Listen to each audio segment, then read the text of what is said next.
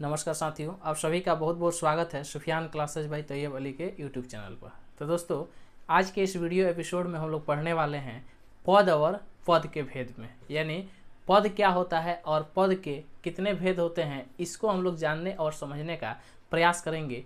तो चलिए हम लोग शुरू करते हैं। अगर आप सभी हमारे चैनल पर नए हैं तो चैनल को सब्सक्राइब जरूर कर दीजिए तथा बेल आइकन को प्रेस कर दीजिए, ताकि मैं जो भी वीडियो अपलोड करूं आप सभी के पास जल्द से जल्द पहुंच सके। तो चलिए हम शुरू करते हैं पद और पद के भेद। लेकिन उससे पहले हम लोग ये जानेंगे कि वर्ण होता क्या है, यानी वर्ण किसे कहते हैं। तो देखिए, वर्ण किसे कहते हैं, इसका जो डेफिनेशन दिखा गया है कि यानी कि परिभाषा जो है कि वर्ण के सार्थक मेल को हम लोग क्या कहते हैं, शब्द कहते हैं। वर्ण के सार्थक मेल को हम लोग शब्द कहते हैं। अब यहाँ पर ध्यान दीजिए, यानी यहाँ पर क्या कह रहा है कि वर्ण के सार्थक मेल को हम लोग क्या कहते हैं, शब्द कहते हैं। यानी सार्थक कहने का मतलब क्या हो, यानी उसका कोई ना कोई अर्थ जरूर हो। यानी वर्ण का वैसा मेल करेंगे, यानी जो वर्ण का मेल जो करेंगे कि जो शब्द बनेगा उसका कोई ना कोई अर्थ होगा। जैसे हम लिख रहे हैं क म ल, कमल।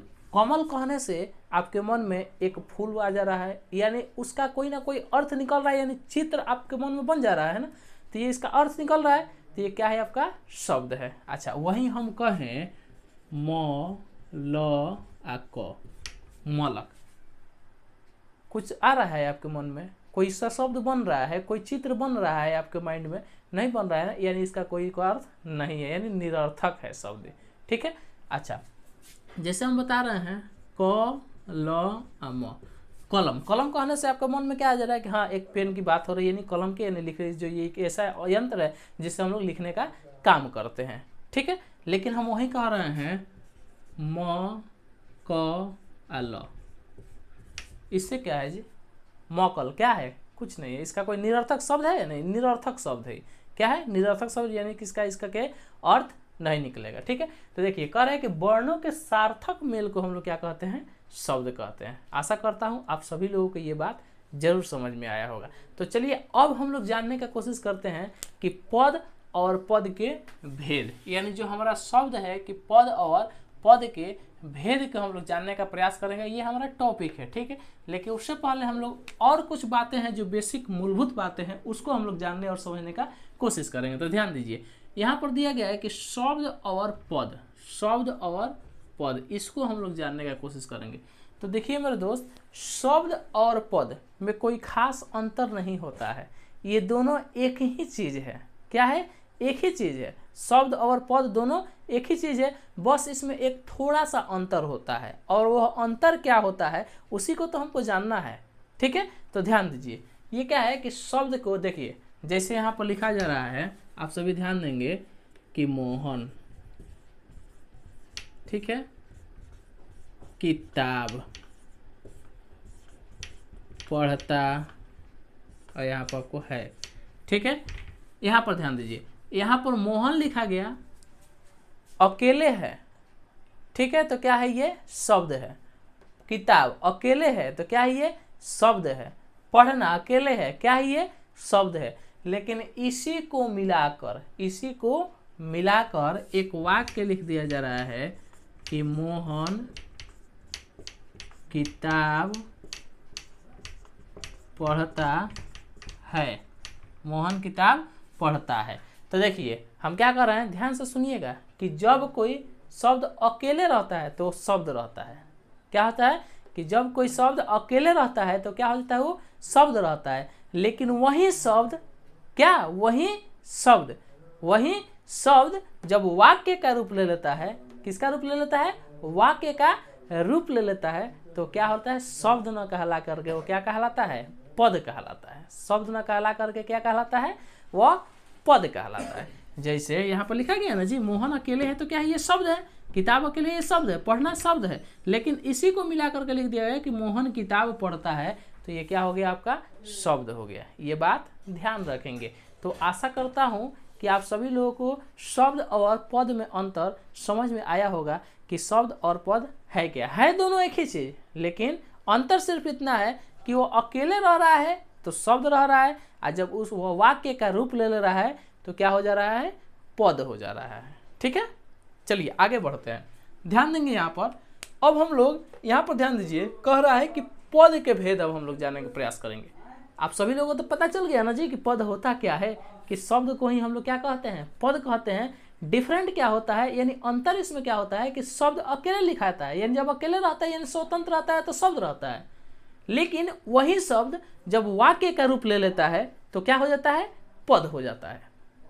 आइए अब हम जानेंगे कि पद के भेद कितने होते हैं। तो मेरे दोस्त, पद के दो भेद होते हैं, एक होता है विकारी पद और दूसरा होता है अविकारी पद।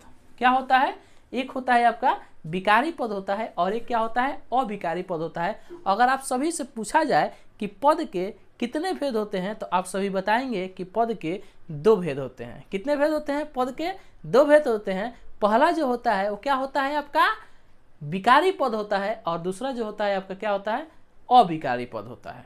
तो चलिए हम लोग इसको जानने का प्रयास करते हैं कि विकारी पद किसे कहते हैं। तो ध्यान दीजिए, यहाँ पर एक नोट दिया गया है कि विकारी शब्द विकार शब्द से बना है जिसका मतलब होता है परिवर्तन यानी बदलाव।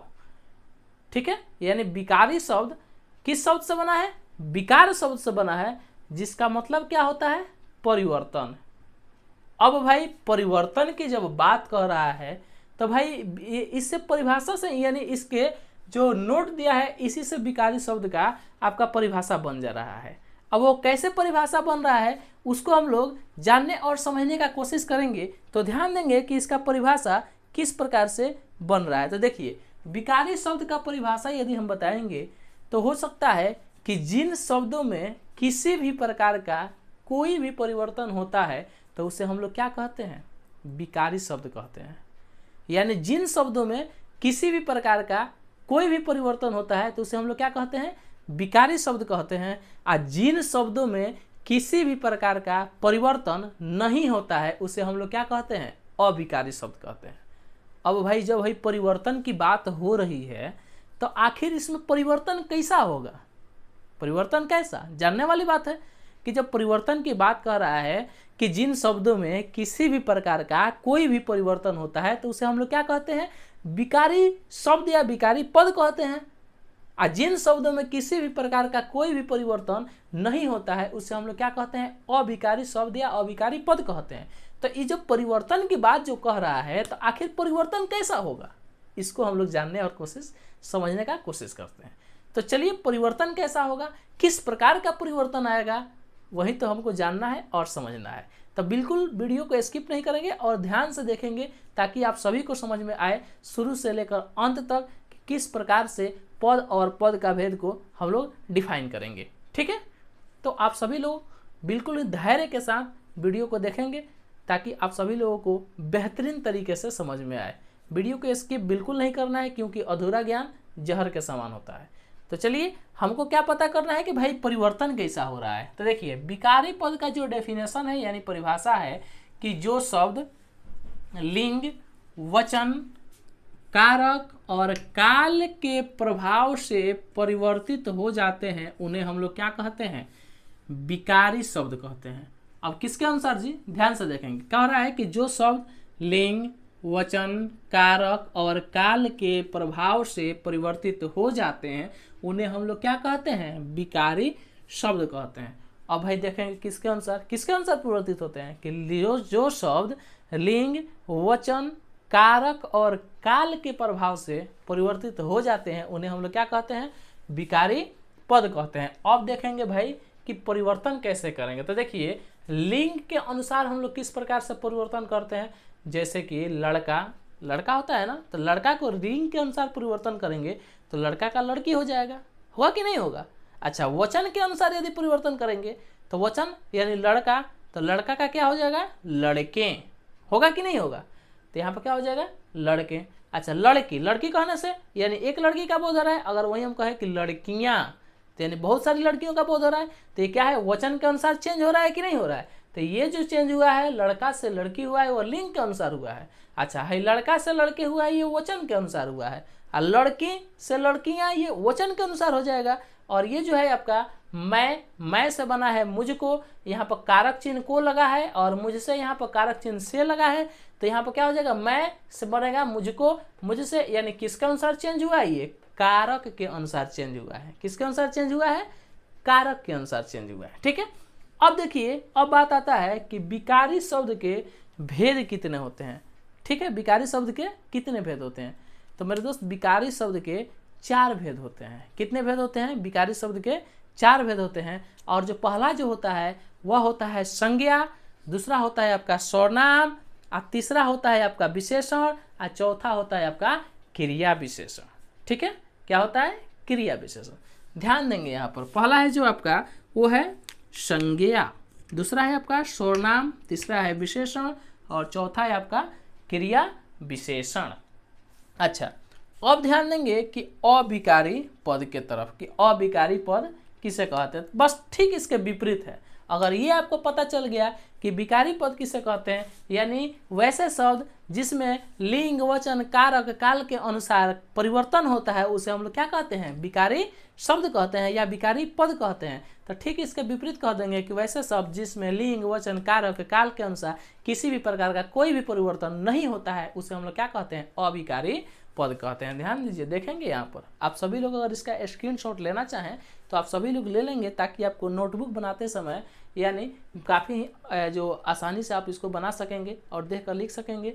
तो आगे के लिए अगर मान लीजिए थोड़ा सा यहाँ पर तो समझ में आ जाएगा, लेकिन जब थोड़ा थोड़ा यदि आप भूल जाइएगा तो नोटबुक को आप ओपन करके देखेंगे तो आपको समझ में बिल्कुल आ जाएगा। ठीक है, तो इसको नोटबुक भी आप संग संग बनाते चलेंगे। ठीक है, तो अब ध्यान दीजिए, यहाँ पर कह रहा है कि अविकारी पद। ठीक है, क्या कह रहा है? अविकारी पद। तो अविकारी पद जो है वो कह रहा है कि जो शब्द लिंग, वचन, कारक और काल के प्रभाव से परिवर्तित नहीं होते हैं, उन्हें हम लोग क्या कहते हैं? अविकारी पद कहते हैं। क्या कहा जाता है? उन्हें अविकारी पद कहा जाता है। ध्यान से देखेंगे, कह रहा है कि जो शब्द लिंग, वचन, कारक और काल के प्रभाव से परिवर्तित नहीं होते हैं, उन्हें हम लोग अविकारी पद कहते हैं। जैसे ध्यान देंगे, कह रहा है इधर, इधर, इसमें किसी भी प्रकार का कोई भी परिवर्तन नहीं होगा, चाहे आप किसी तरह से तोड़ मरोड़ के कुछ भी प्रकार से आप लिखिए, कोई भी परिवर्तन इसमें होने वाला नहीं है। उधर, और, तथा इत्यादि, इसमें किसी भी प्रकार का परिवर्तन नहीं होता है। तो आशा करता हूं कि इतना आप सभी लोगों को बेहतरीन तरीके से समझ में आया होगा।